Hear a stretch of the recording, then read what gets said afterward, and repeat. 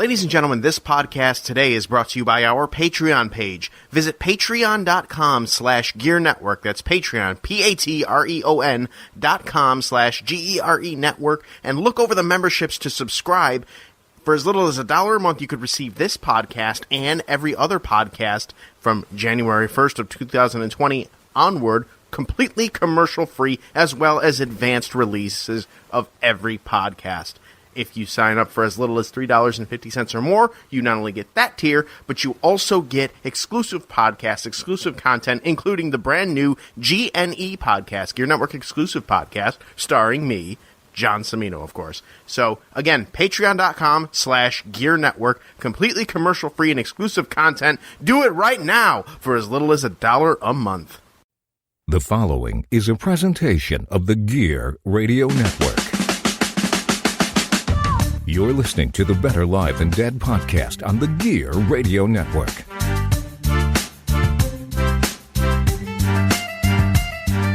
And with that, we welcome you to Better Live Than Dead, the podcast powered by Better Live Than Dead and the Gear Radio Network. This is episode 169. 169. You know what that is? That's nice. One nice. That's the podcast today.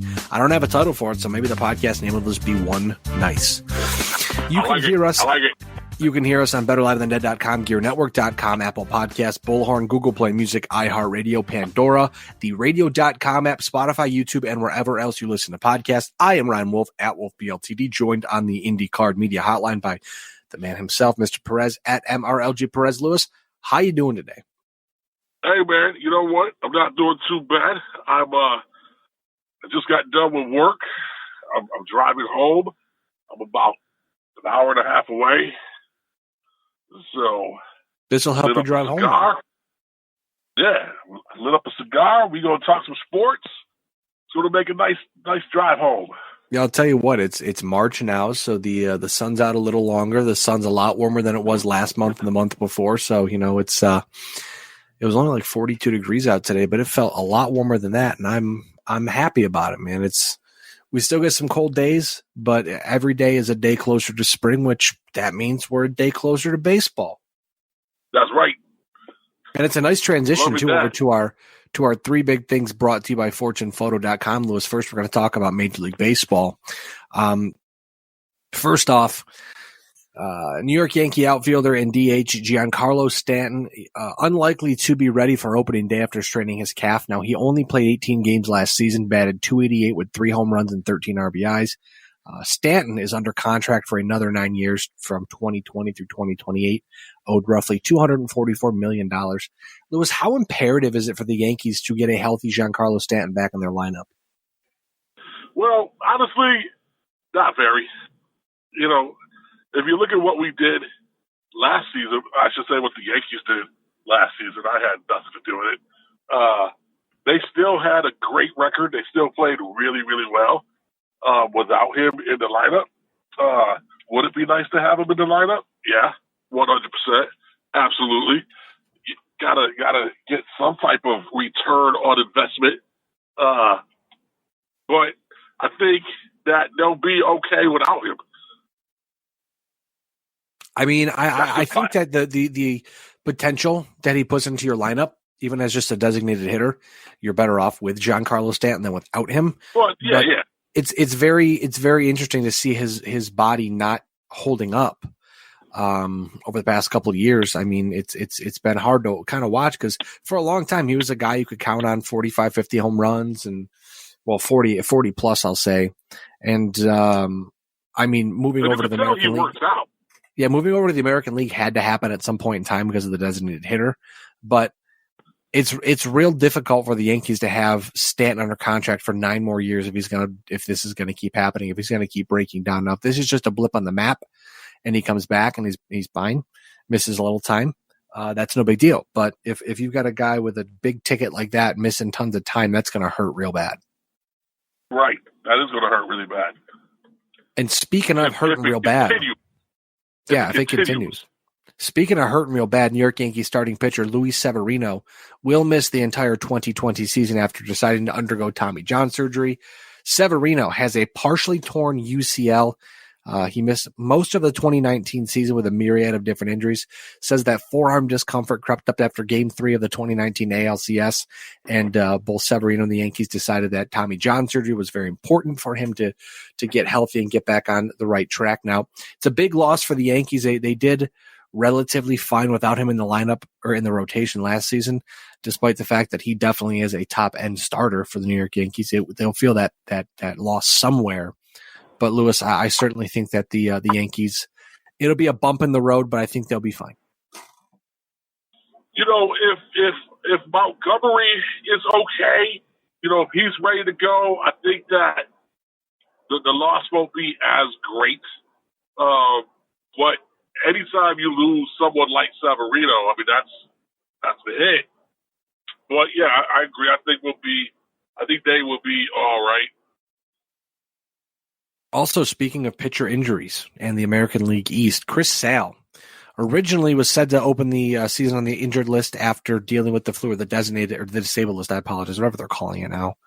He'll open up the season after dealing with the flu and pneumonia in early February. They said he was said to be roughly 2 weeks behind schedule, but now today, March 5th, it was announced that Sale is going to avoid Tommy John surgery for the time being, but after suffering a forearm strain after throwing only 15 pitches in one of his side sessions, Chris Sale is dealing with an elbow issue again. Kind of crept up in 2018.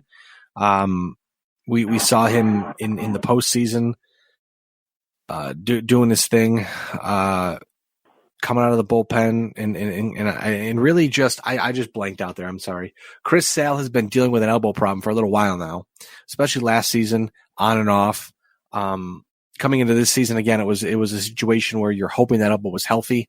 He missed a big chunk of last season, and you wondered if the workload finally caught up to him. But with that being said, it's hard because again, like Stanton, there's a big ticket attached to his name, and if he can't play, that's not going to be very good for the Boston Red Sox because they've traded David Price. They don't have much starting pitching depth. And I mean, at this point, your opening day starter is probably going to be either Nathan Eovaldi or Eduardo Rodriguez. And those guys are at best a 2 or a 3. So that's not good. They said that Sale is likely back mid-May, which again, if his elbow holds up, because if he goes through the side sessions and the pens and determines that, you know, he's just not good to go, they're going to pull the chute and they're going to have him get Tommy John surgery. Yeah, that could be very interesting for the Red Sox going forward. They may not have a great season this season. No, I don't think that they will. I absolutely don't think that they will. You're looking at probably like if they win 85 games, that'll be great. But it's, again, they could come out and be surprising, and they could come out and knock your socks off, and you would think to yourself, oh my goodness, how the hell did that happen? But then again, like I said, at some point in time, I don't know what the Red Sox are going to do. That's kind of, I continue to look back at it and I think to myself, like, hey, you know, the Boston Red Sox don't really have a path to winning the American League East, in my opinion. And that's the difficult part for me, is that you just don't know. Bro, not this season. This season's going to be very interesting. Looking at it was 2018 because Sal had a start in the ALDS, pitched out of the pen in Game 4. Game 1 he threw 4 innings. Game 1 of the World Series 4 innings, and then Game 7 or Game 5, I should say, that Game 7 he pitched out of the bullpen. And then after that, last season he only pitched, what was it? Pitched 25 times. He was 6-11 with a 6-11 and 147 innings with a 4.40 ERA. He was not great last season, but again, and he's really is like a baseball player's baseball player. He came out today and said, you know, it's not easy for me to sleep at night because I know that I have this contract, I have this thing I have to live up to. Because, it's unfair to the Red Sox that they've invested so much time and money into me and $145 million into him, if I'm not mistaken, and he won't be able to play. And it's refreshing to see a player like that, where he knows his value, he knows his worth. I mean, like we saw today, Yohan Moncada, the big part of the Chris Sale deal, just signed a 5-year, $70 million contract extension. But Chris Sale won a World Series, and that was the point of getting Chris Sale to Boston. He was dominant enough, helped you in a World Series. You would have hoped it would have been more, but at least you got one. Now you have to go see if Chris Sale's healthy enough to return in 2020, if not 2021. Hopefully he is. He is one of the few. I mean, he does seem like a class act. He does seem like he truly cares about actually doing his job and not just collecting a paycheck. So, I feel bad for people like him. So hopefully down the line he'll be okay. I agree, absolutely. It's just, like I said, as a Red Sox fan, it's just tough because I see the writing on the wall. They traded Mookie Betts. Alex Verdugo, the guy they acquired in the Mookie Betts deal, won't be on the opening day roster, I don't believe, because of a back injury that'll hold him out a little while. They've got Andrew Benintendi trying out right field. They picked up Kevin Pillar. Maybe he'll have a resurgence and do something great. He's got a great glove, but that's about, in my eyes, about it. What's going on with Dustin Pedroia? How are they going to fit? I don't know who's going to play second base. I know they got Jose Peraza, I believe is his name, from the Reds. But again, it's like, I don't know. You look at it and you think to yourself, man, this doesn't look good on paper for sure. But hey, crazy things have happened, but it does not look good on paper. Not at all. Now, I want to move over they get to your brother. What's up? I said maybe they get your brother to play for him. Yeah, tell him to give him a call, right? Second and third of the three big things this week, because there's a lot to talk about. The National Football League. First off, Lewis, the best moment out of the combine recently. TCU, Texas Christian University, defensive tackle Ross Blacklock learned in an interview from the Las Vegas Raiders that he has 37 parking tickets. Blacklock said, quote, "The Raiders told me about my 37 parking tickets that I didn't know about. I guess it's a good thing because I ain't got no bad record. Clean dude." And we always hear stuff like this, Lewis, where the National Football League will, their teams and executives will grill players on certain things. But I don't think I've ever heard of a story where a player was made aware of something the National Football League was prepared to ask him about. I've never heard of a player not knowing anything about it.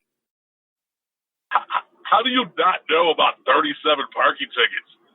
Don't you get like a piece of paper on your car? And when you walk up to your car, is there not a piece of paper sitting there waiting for you? Like that's. The only thing I could think of is I remember reading something about how he said that TCU takes care of it for the students, but apparently it hadn't been taken care of. So again, I don't know, but either way, that's hilarious.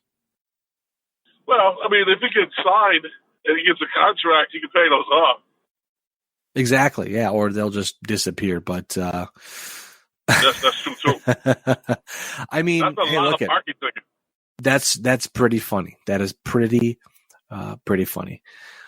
Looking around the National Football League too, the big story coming up, Lewis, is that Tom Brady is set to be a free agent for the first time in his professional career.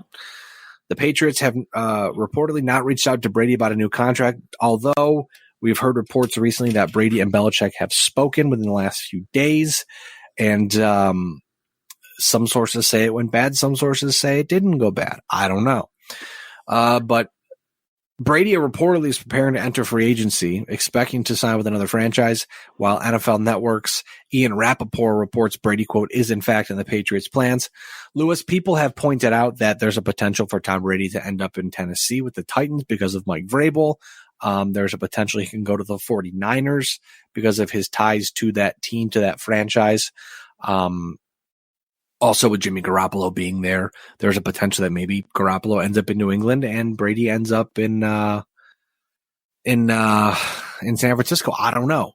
Can you imagine Tom Brady, a la Joe Montana and all the other famous players who have spent their lifetime with the franchise only to go somewhere else to end their career? Can you imagine Brady suiting up for another National Football League team come September? No, it's going to be weird. It's going to be odd. It's going to be one of those things where if I was the Patriots, I would get a really good backup quarterback. He's not known for mentoring, so you just let the guy sit there for a couple seasons until this guy retires. This is a dude you want to retire under your jersey. I mean, he's Tom freaking Brady. He's won you 6 Super Bowls, for God's sake. Why would you not bring him back? Give him some change and let him ride off into the sunset. You can afford it. He's Tom freaking Brady. So, yeah, I don't know. The whole thing is weird to me. I'd hate to see him go someplace else. I can't imagine that he would go someplace where the potential to not win is there. You know, he's going to go someplace where he thinks he can get another ring. So, why wouldn't you bring this dude back? I mean, that's what I certainly think that if Brady doesn't think that if Brady doesn't think that New England gives him the best opportunity to win, I certainly think that he needs to take a walk and go somewhere else. I don't know where that may be, but there's all types of rumors. Well, absolutely. There are a ton of rumors. That's the best part about the silly season right now is that, and we're going to talk about a couple of them coming up here. There's a lot of great rumors out there. There's a lot of great things that will be debunked relatively quickly because, well, guys will sign places, guys will be traded places, and that'll be the end of that. But right, I don't know. I feel like Tom Brady. It just seems like that relationship has soured, at least on the surface, over the past few years, despite the fact that they've been incredible. Right. I certainly think that at the end of the day, Brady will probably end up back in New England. But, Lewis, my question for you, too, is because we've been hearing a lot about this with free agency rolling up here on us quick. Buffalo radio has been having a field day with it. So my question for you is pointed directly at the Buffalo Bills. Does Tom Brady leaving the division potentially give Buffalo a better chance of winning the AFC East, or do you think that Buffalo's best chance to win the East is with Brady, a declining Brady, an underperforming Brady at quarterback for the Patriots? Oh, no. I think if Brady leaves, that's a godsend for Buffalo. Because Brady, sorry to cut you off, but what if, say, for instance, the crazy happens, right? And in the Bills, or not the Bills, I'm sorry, the Patriots let Tom Brady walk. He signs in San Francisco, and then somehow Jimmy Garoppolo ends up back in New England. Even Tom Brady. Now, I think that Jimmy Garoppolo, a guy like that, or that we've heard rumors of ballpark rumors of, names being tossed around, but one of them being Andy Dalton. If you can find a guy who's right for the system, we've seen that Brady's play has declined. His ability has declined. He's still Tom Brady. Don't get me wrong there. But a 40-something-year-old Brady compared to a Jimmy Garoppolo in his prime, you're not telling me that Garoppolo could go out and with that Patriot system and win the division plus? I mean, I'm not too sure about that. Well, let me ask you a question. Sure. With this declining Brady, let's say he stays in New England, how many times did Buffalo beat them last season? Buffalo hasn't beat New England in forever. You're right. So I think the best bet, even with the declining Brady, is for them to leave. Because it seems like Tom Brady, even being older, still has Buffalo's number. So if you bring someone in that may not be used to the system, Buffalo has a better chance of beating them. And you still got to deal with the hoodie, and the hoodie knows how to adjust and game plan, So it's not just Tom Brady. You still got Bill Belichick. But I think not having Brady under center will help. I just want to warn people and say I don't necessarily think the grass is always greener on the other side.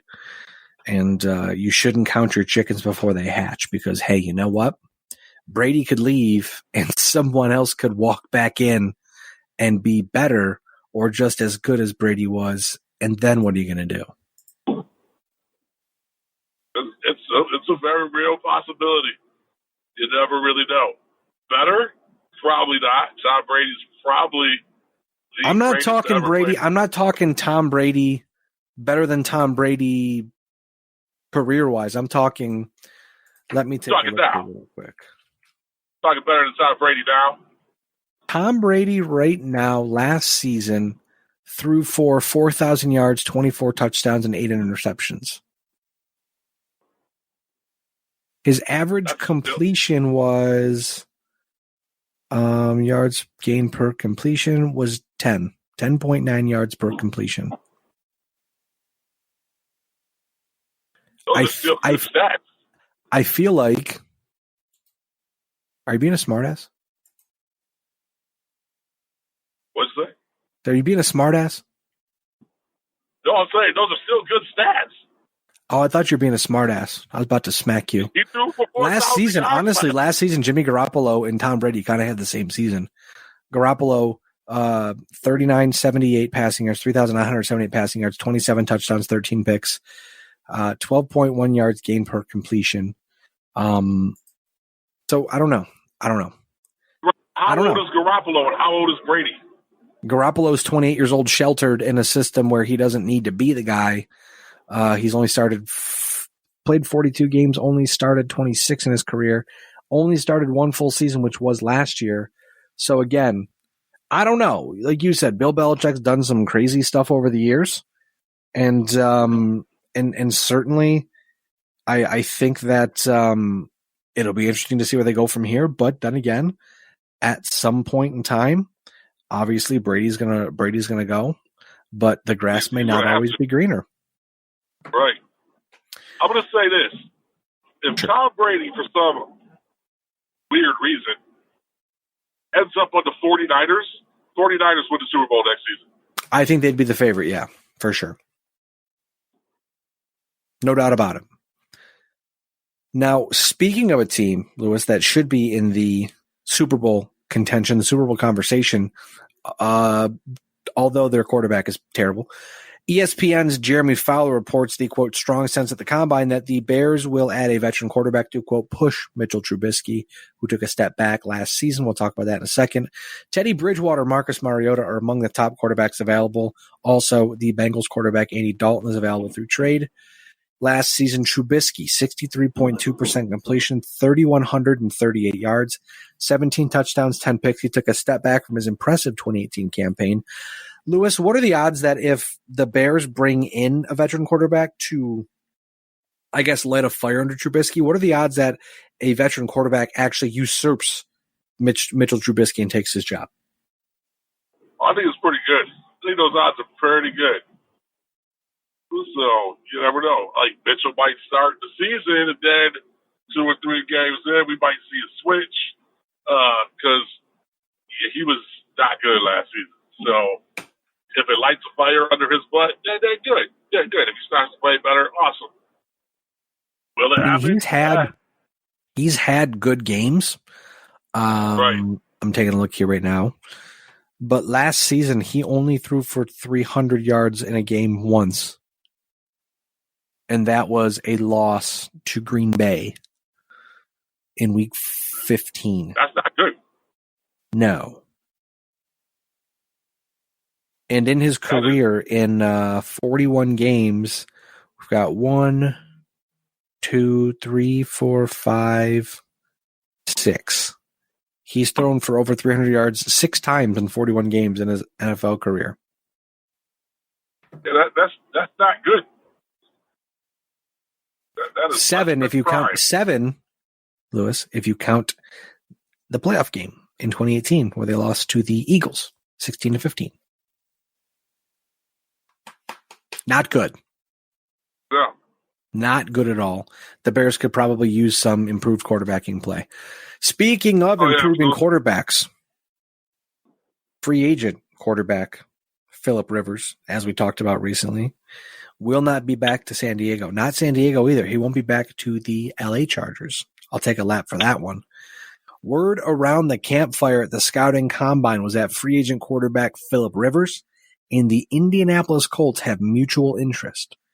The Athletic's Stephen Holder went on to report that the Colts are, quote, vetting Rivers to determine if they want to offer him a contract and sign him. Lewis, what would be your thoughts if the Indianapolis Colts signed everyone's favorite quarterback, Phillip Rivers? You know, I think that'd be a good move. I think they would do pretty decent. They have a great offensive line, so they'd be able to protect Phillip Rivers. They got some pretty decent weapons. I can see that being a beneficial move for everybody. I certainly think that if Phillip Rivers were looking for a plum landing spot, and let me see here if I mentioned it in this podcast, we might have talked about it. Oh, it is down here a little more. I'll mention it right now. Let me just copy and paste it so I don't mention it twice. The two spots I would say for Phillip Rivers that would be the spot, Indianapolis or Tampa Bay. But with that being said, I'll mention this here. The Athletics' Larry Holder says the Bucs were the team most closely tied to Teddy Bridgewater, free agent quarterback Teddy Bridgewater, at the combine. Current starting quarterback Jameis Winston is set to be an unrestricted free agent. So if Teddy Bridgewater ends up with the Buccaneers, that leaves really one, in my opinion, plum landing spot for Phil Rivers. And that would be Indianapolis. As you mentioned, they've got a great line.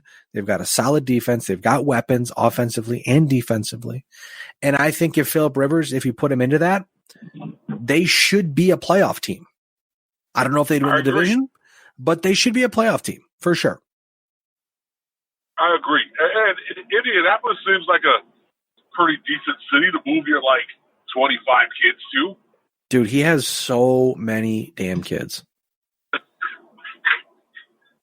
Sex is great and all. Sex is great and all. Don't get me wrong, but bro, at some point in time, just hop off the train for a second, bud.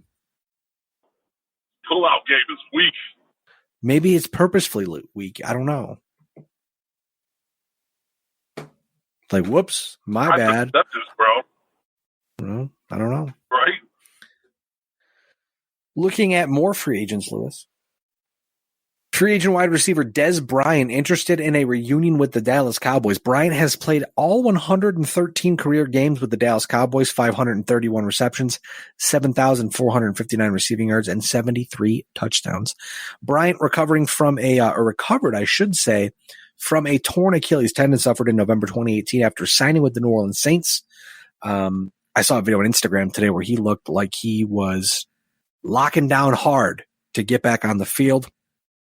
Dallas owner, his former boss, Jerry Jones, with the quote of the offseason, quote, "I've thought a lot about it in the shower, it being Dez Bryant and re-signing with the Dallas Cowboys. Not sure the shower is the place I would choose to think about that, but hey, to each his own. And if nothing else, it'll all run down the drain once you get out of the shower." Maybe he does a lot of business thinking in the shower because it relaxes him. Other than that, that's a pretty creepy comment. I mean, I've thought of some pretty wild shit in the shower, but I have this problem. And I get in the shower and my brain just kind of shuts off. And then I'm like, oh my God, that's the solution. But I'm not thinking about other grown men in the shower. Not my thing. No, you don't think about me when you're in the shower, bro? Now that you mentioned it, I probably will. But that's just because you mentioned it. So, here's the deal. Dez Bryant going back to the Cowboys, I'd be cool with it if he wasn't trying to be number one. And I think he's fine with. I think he sounds like he's come to terms with that. This time off for Dez Bryant has been kind of a blessing in disguise because not only is Jason Garrett gone, which I believe was a lot of the reason why he was gone, Dez Bryant was out in the first place. Right. I certainly think that it has changed Des Bryant's perspective, because not only does he not need to be the guy, I don't think he really cares to be the guy. I think he just wants to be a part of a team again, and he wants to be on the field. Now, old habits certainly die hard. Don't get me wrong. Maybe when he starts to get back on the field, he becomes a diva again. I don't know. But I'd be willing to bet if I had 52 guys in my roster and there was a 53rd spot open and I needed a wide receiver, I'd take a shot on him. You've got literally nothing to lose. No, nothing to lose. And if you put him in like the slot, like he'll be a great slot receiver. So I think it could work out as long as he recognizes his actual role. Absolutely. And I certainly think that I don't know, I think Dak Prescott will be perfectly fine with Des Bryant. Just a hunch. If Dak's still there. I don't think that will be a problem. If anything, they'll franchise tag Dak Prescott and then go from there. It all depends on the CBA, because, and we'll talk about that in a second, but there's a new CBA potentially set to be ratified by the players or voted on by the players. The final step before ratification, it would expand the regular season to 17 games. Player revenue bumps to 48.5% of total revenue, which reportedly bumps it to about $5 billion in total. 14 teams in the playoffs. Only top AFC and NFC teams receive the first round bye. Training camp reduced from 28 to 16 practices. Rosters expand to 55 players with 48 able to dress. Practice squads will grow from 10 to 12 players, with the goal being 14. Minimum salaries to increase. Players will finally not be tested for marijuana. And discipline for off-field events will be handled by a neutral arbitrator, not Roger Goodell. Lewis, top down, what are your thoughts on the new collective bargaining agreement that is set to potentially be voted on by players and ratified shortly? I don't know. I'm not sure if I like how they want to change it. I really don't know. I really don't know. Like, I don't know how I feel about expanding the playoffs. I mean, I kind of like how it is right now. It's the rules are a little ridiculous overall in the NFL, but I just feel like I don't know. It's a tough one for me to think about. I'd have to sit down and really ponder it and give you a better answer later. I mean, I think that at the end of the day, we knew the National Football League was going to die on the hill of 17 games. I didn't think it was going to happen this quickly, but not only have they died on the hill of 17 games, but they also want to add more playoff teams, because that brings in more money. And at the end of the day, that's all the National Football League has really cared about, is money. Now, granted, if you're adding a 17th game, you're looking at more international games. You're looking at more. I don't know if they do another bye week. That's all got to be worked out. I know there's a lot of details on the internet. I didn't want to get the wrong stuff down, so I just kind of grabbed the bullet points here. But you're going to have, what if it's a 32 team league? You're going to have 16 more regular season games plus 2 extra playoff games, I believe. So again, you're adding a few more games, and again, you don't want to flood the market for sure. You kind of want to take advantage while you can. I think expanding the playoffs certainly works, because it will finally give the best teams a little bit more of an advantage. But then again, with that being said, I don't know if the extra playoff team gives you an advantage or anything else if you're still going to have conferences or divisions. I'm sorry, because if you're looking at it, say there's a division that has 3 teams that have 12 wins or whatever, but one of the teams misses the playoffs, but then again, a team who wins a division at, 8-8 or 7-9 gets to sneak in and gets to host a playoff game. I mean, I haven't really thought this out until about 2 seconds ago, so maybe my point is invalid there. But my thought being that, maybe at the end of the day, you are guaranteed a playoff spot if you win a division, but you're not guaranteed a home playoff game or something crazy like that. Because again, end of the day, the best team should be put in the best position to win. And I don't think the NFL. I think the NBA gets it, but I don't think the NFL is anywhere near getting it. No, this is something we talk about almost every season. I mean, you do have teams that get into the playoffs that have maybe an 8-8 record, or and that's not fair to teams who might have a better record. So I don't know. It's just, is there a better way to do it? Probably. Will the NFL do it a better way? Probably not. Yeah, the National Football League does a really good way of screwing things up, and there's no doubt about that at all. Also, one last thing before we move on, I'm just taking a look here. Jacksonville defensive end Yannick Ngakoue. I hope I said that right because I'm really bad with names. Free agent to be. Jaguars were reportedly set to place a franchise tag on Ngakoue. He says, quote, "The Jaguars are where I no longer have interest in signing a long-term deal in Jacksonville. Duval, the fans, I love you. I gave you guys everything I got. I'm thankful for the journey. I look forward to continuing my career elsewhere." Ngakoue has 37.5 sacks, 14 forced fumbles, tied for fourth most in the National Football League all over the last 4 seasons. One of the most dynamic players on the defensive line in the National Football League. If he gets to,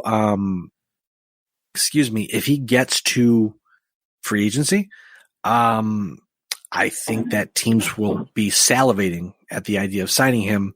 But end of the day, I really think that either he'll end up back another season, with the Jacksonville Jaguars, or he'll end up getting traded to somebody. But I was definitely looking forward to maybe Buffalo trying to get their hands on him because he's a really good player. He would definitely. You put someone like him on Buffalo could reach that next level possibly. He's a phenomenal player. He would benefit lots of teams. I mean, but if he's not interested in playing for Jacksonville, you get franchised, you go out, you have a monster year, and then get yourself that big contract that you want. Yeah, it's again, it's wild because I certainly think that at some point in time he really needs to get out of there and get to a better team. He's a fantastic player, but again, unfortunately, with the way the National Football League works, the way the CBA works, teams own your rights for a very long time, and I certainly think that's something that will change in due time. But unfortunately, right now, it's not changed. So, I certainly think that Yannick Ngakoue maybe play somewhere else next season, but I'm going to probably bet some cash that he'll end up playing his next season in Jacksonville. More than likely, yeah. Now, Lewis, that's all I got for the podcast this week. I know it wasn't super long, but it was nice to get a podcast in and get some sports talk back on the air. Have you been watching any of the XFL? A little. I haven't watched too much since. I've been busy on the weekend, so I haven't had the chance to catch a whole lot of it. But maybe it's just me, but it definitely seems like the hype is kind of dying down, which is not good news for the XFL. I don't know, because Houston, it was reported today that Houston's opening up the top floor because there's a huge demand for ticket sales. That's awesome. I'm talking about TV ratings. That's what I saw. Oh, maybe. They did say TV ratings have gone down. However, in stadium sales has gone up. Interesting. Very interesting. Yeah. So maybe there's a correlation there. I've watched it. I have thoroughly enjoyed it, and I have to say this: I love the rules. I love the rules. I love the changes that they made. They did a great job with their rule book. They've made the kickoff exciting again. They've made. I really like the overtime rules. I haven't seen an overtime game yet, but I like what they'll do with what actually happens. I like that there's no extra point kick, but you could go for 1, 2, or 3 points.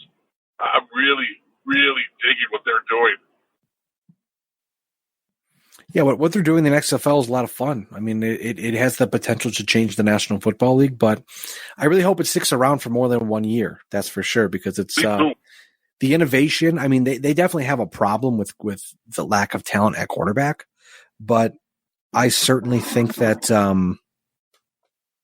if the XFL can continue to gain some steam, there's potential there for sure. But we'll have to see how it plays out as we do every single week.